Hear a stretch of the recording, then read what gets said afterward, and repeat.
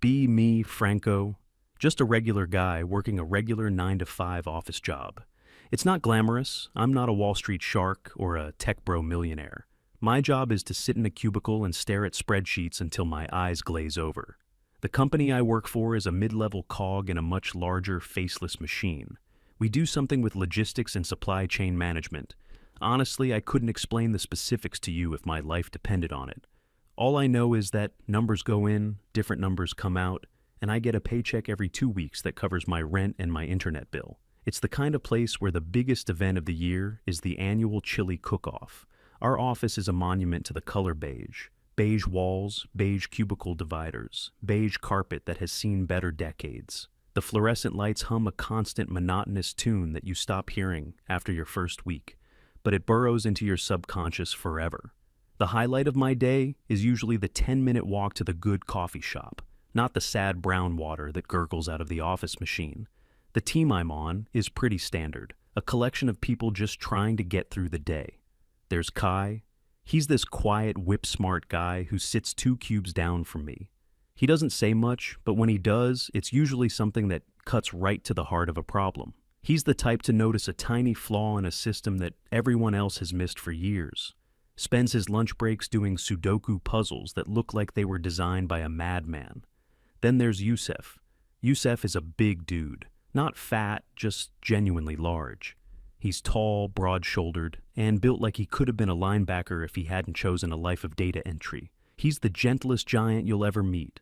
Always smiling, always willing to help you move a heavy box of printer paper. The office is clearly not designed for a guy his size. His knees are permanently jammed against the underside of his desk.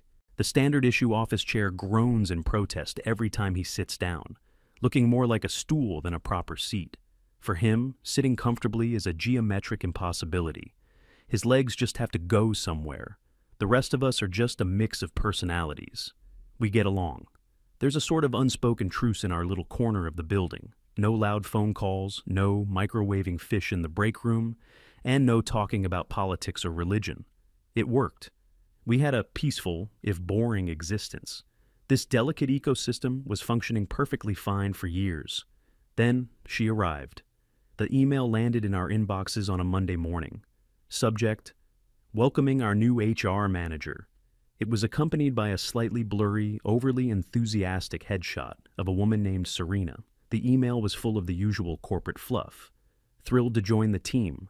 Looking forward to fostering a dynamic and inclusive culture. My door is always open.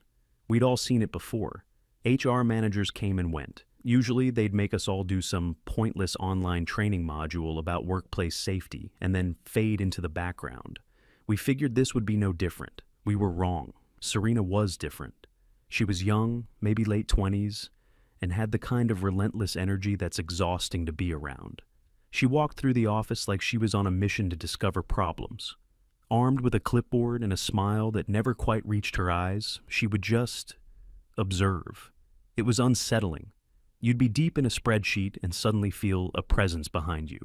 You'd turn around, and there she'd be, jotting down a note before giving you that bright, empty smile and moving on.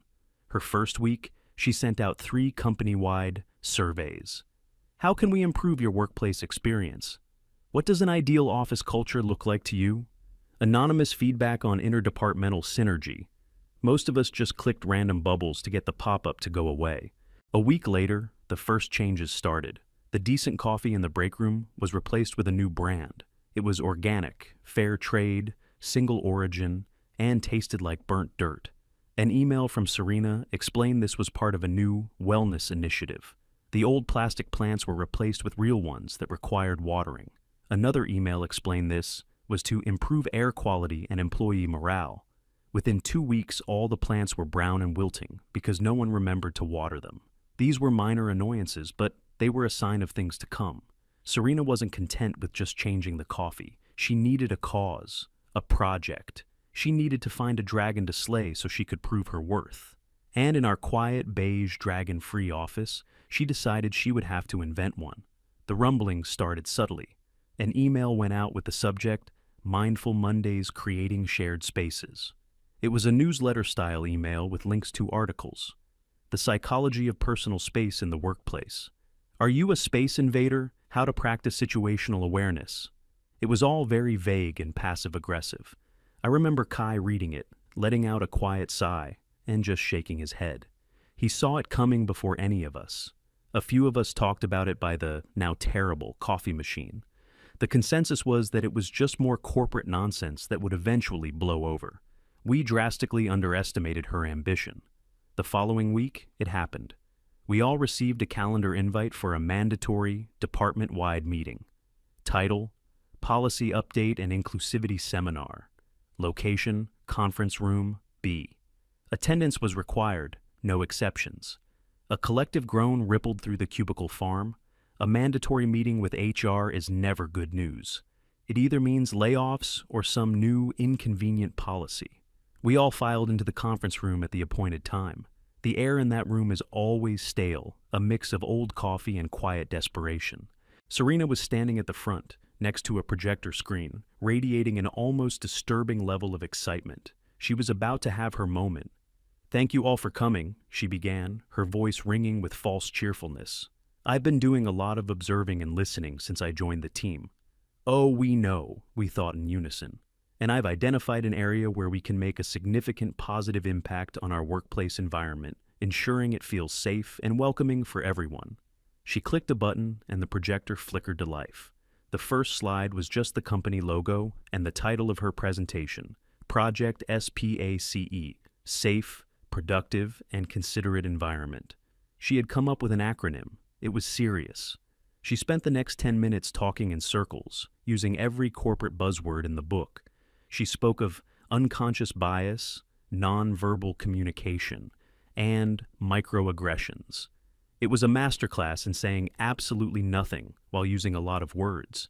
I could feel my brain starting to shut down. I glanced around the room. Most of the guys looked bored or confused. Youssef, in his too small chair, just looked uncomfortable. Some of the women looked like they were trying to solve a complex math problem in their heads. Others looked like they were trying not to laugh. Then, Serena clicked to the next slide. It was a diagram. A cartoonish, gender-neutral figure was shown sitting in a chair in two different ways. One was labeled closed posture. The figure was sitting with its knees and ankles tightly together. The other was labeled dominance posture. The figure was sitting with its knees spread apart. A giant red X was plastered over the dominance posture image. A knot of dread started to form in my stomach.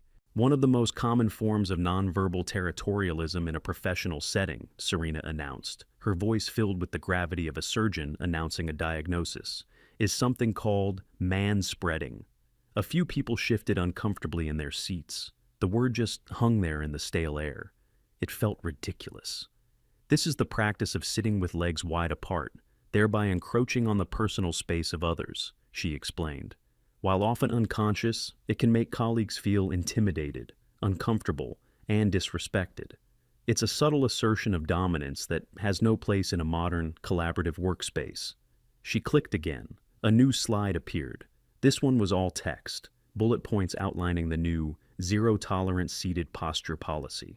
My eyes scanned the words, but my brain refused to process them. All employees are required to maintain a seated posture with their knees no further than shoulder-width apart. In shared spaces, such as meeting rooms and the break room, a closed-knee posture is to be considered the standard of professional conduct. Failure to adhere to this policy will result in a verbal warning, followed by a written warning, and may be subject to further disciplinary action. This was real. This was actually happening. She was creating a formal, written policy about how we were allowed to sit in a chair. I looked over at Youssef. His face was a mixture of disbelief and genuine panic. For him, sitting with his knees together wasn't just uncomfortable, it was a physical challenge. He was already doing his best to fold his large frame into the tiny chair. This new rule was asking the impossible. Serena continued, oblivious to the wave of stunned silence that had washed over the room. She talked about how this new policy would lead to a more harmonious and respectful environment, how it would empower people to feel more comfortable in their shared spaces. She was genuinely proud of herself. She believed she was doing something important. She finally finished her speech. "Are there any questions?" she asked, with that same bright, unwavering smile. No one said a word. What could we even say? How do you begin to argue against something so completely and utterly absurd without sounding like a child? Any objection would just be twisted. If we complained, we'd be accused of being defensive, of not caring about our colleagues' comfort, of embodying the very toxic masculinity she was trying to fight. She had created a perfect trap. The silence stretched on for an awkwardly long time. "Great," Serena finally chirped, clapping her hands together. "I'm so glad we're all on the same page.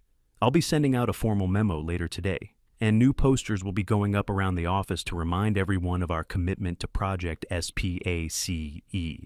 The meeting was dismissed. We all filed out of the conference room like we were in a trance. A low murmur started as soon as the door closed behind us. Disbelief, anger, ridicule. It felt like a prank, but the earnestness on Serena's face told us it was all too real. We gathered in small pockets back in the cubicle farm, speaking in hushed tones. Is she serious? They can't actually enforce that, can they? What are we supposed to do? Get out a ruler every time we sit down? Yusuf just went back to his desk, looking defeated. He sat down and consciously tried to squeeze his knees together. The look of physical strain on his face was painful to watch. I walked over to Kai's cubicle. He was just sitting there, slowly spinning a pen between his fingers, a thoughtful expression on his face. He wasn't angry like the rest of us. He looked analytical. "This is insane," I said, keeping my voice down. He didn't look up. He just kept spinning the pen. "It's not about insanity, Franco," he said quietly. "It's about metrics." "What are you talking about?" He finally stopped the pen and looked at me. "She's new. She needs to prove her value. She needs to show her bosses that she is an agent of change. So she invents a problem, creates a policy to solve it, and then she'll collect data to show how effective she's been." He was right. It wasn't about comfort or respect. It was about her career.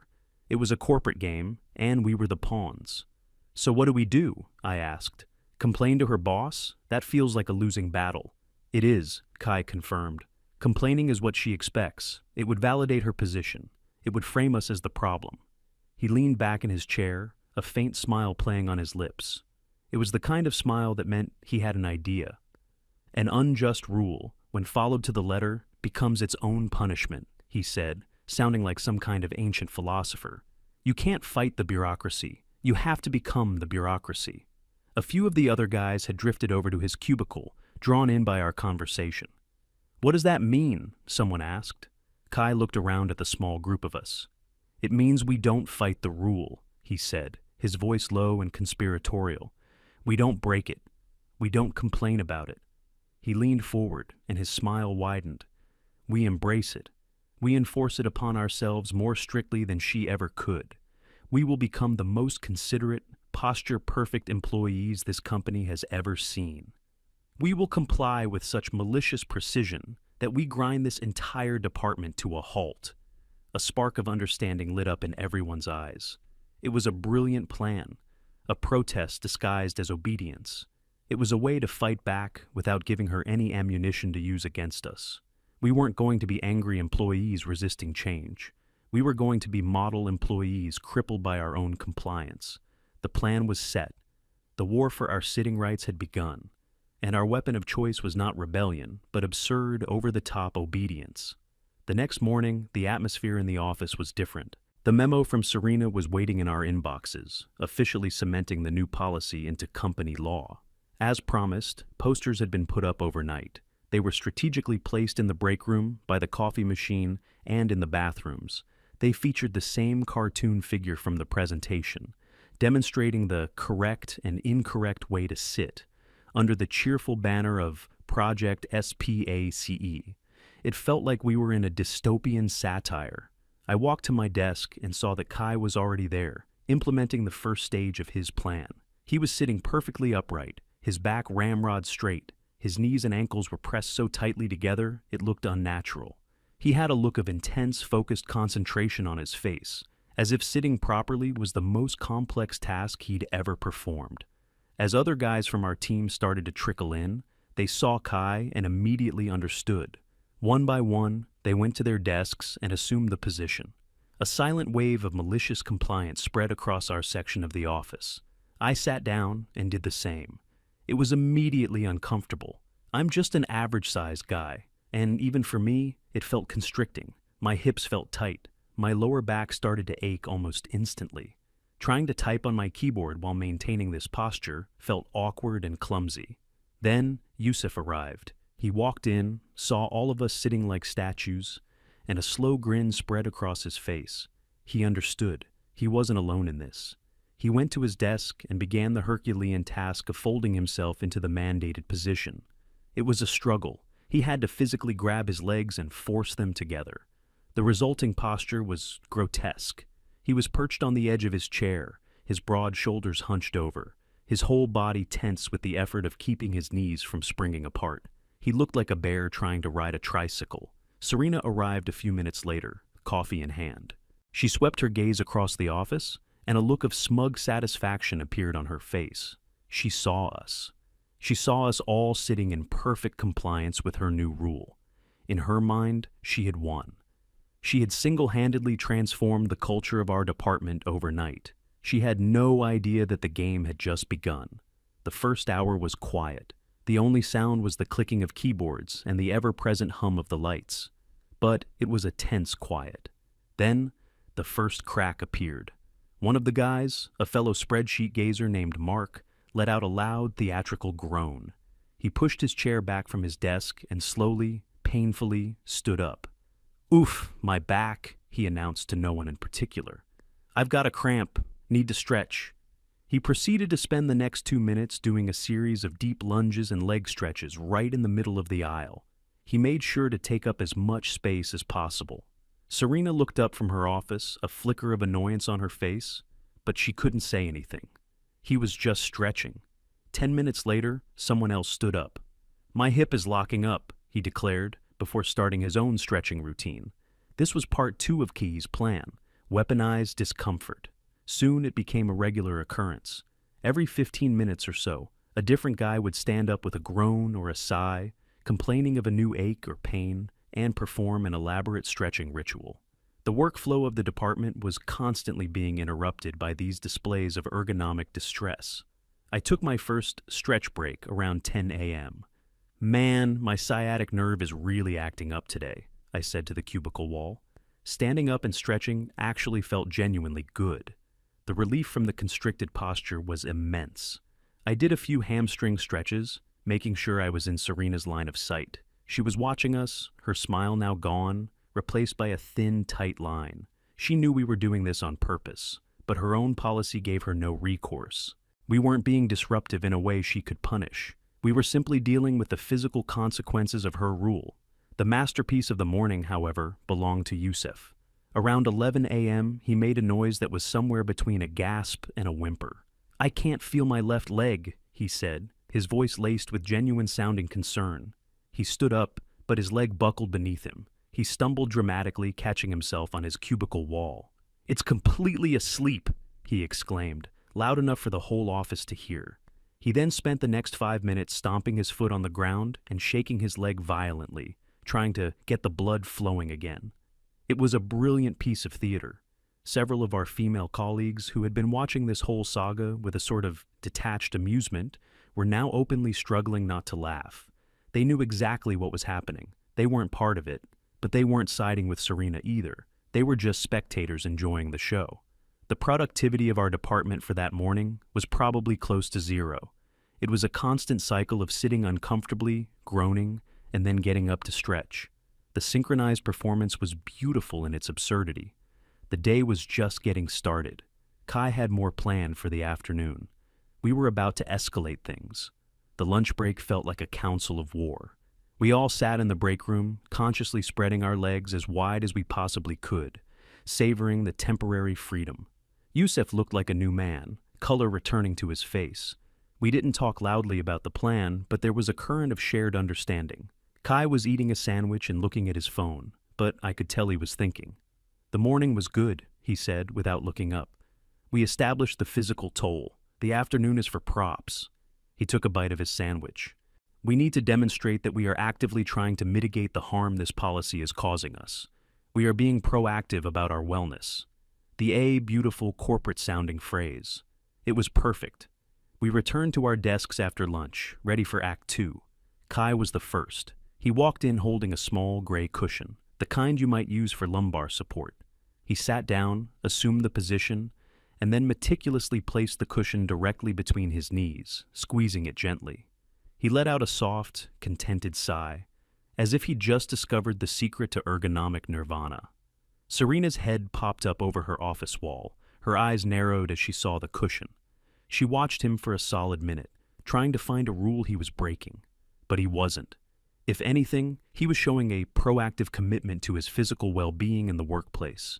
He was using her own language against her. She couldn't say a thing. She ducked back down behind her wall, defeated. That was the green light. Within half an hour, it was a full-blown cushion revolution. People were creative. One guy rolled up his spare hoodie and wedged it between his legs. Another, in a moment of sheer genius, grabbed an empty cardboard box from the recycling bin and placed it between his knees. I found an old 3-ring binder that was falling apart and used that. It wasn't comfortable, but it made a statement. The office no longer looked like an office. It looked like a physical therapy ward for people with identical, very specific injuries. The absurdity level had been cranked to 11. The constant symphony of groans and stretches continued, now supplemented by the occasional squeak of a cushion or the rustle of a makeshift support device. We had another accident around 2 p.m. Kai needed to go to the printer. He stood up, forgetting about the cushion between his knees. The cushion dropped to the floor. He, in a display of incredible commitment to the role, tried to bend over and pick it up without widening his stance. This involved a very awkward, stiff-legged squat that made him look like a flamingo trying to bow. He lost his balance and had to grab onto a filing cabinet to steady himself, letting out a frustrated sigh. The entire charade took about 30 seconds. A simple trip to the printer was now a complex physical challenge. Serena was just staring at her computer screen, pretending none of this was happening. She was trying to will it away through sheer force of ignoring it, but the soft chaos was undeniable. The climax, the moment that broke the entire policy, came later that afternoon. It was magnificent. An email had gone out earlier in the day about a brief project update meeting. It was with a senior manager from another division, a guy who was several pay grades above Serena. Let's just call him the director. He was an old-school, no-nonsense type. He cared about results, not office politics. The meeting was in the main glass-walled conference room, the fishbowl. The attendees were Serena, the director, and 3 members of our team, including, crucially, Youssef. We could all see them gather around the big conference table. Serena looked nervous. This was her chance to look competent in front of a superior. The director sat down like a normal person. Serena sat down, primly and properly. And then Youssef sat down. He performed his usual pained ritual of folding his large body into the required posture. Even from across the office, we could see the tension in his shoulders. He was squeezed into his chair, knees pressed together, looking like he was about to be launched into space. The meeting started. Serena was talking, pointing at a chart. The director wasn't looking at the chart. He was looking at Youssef. He had a puzzled expression on his face.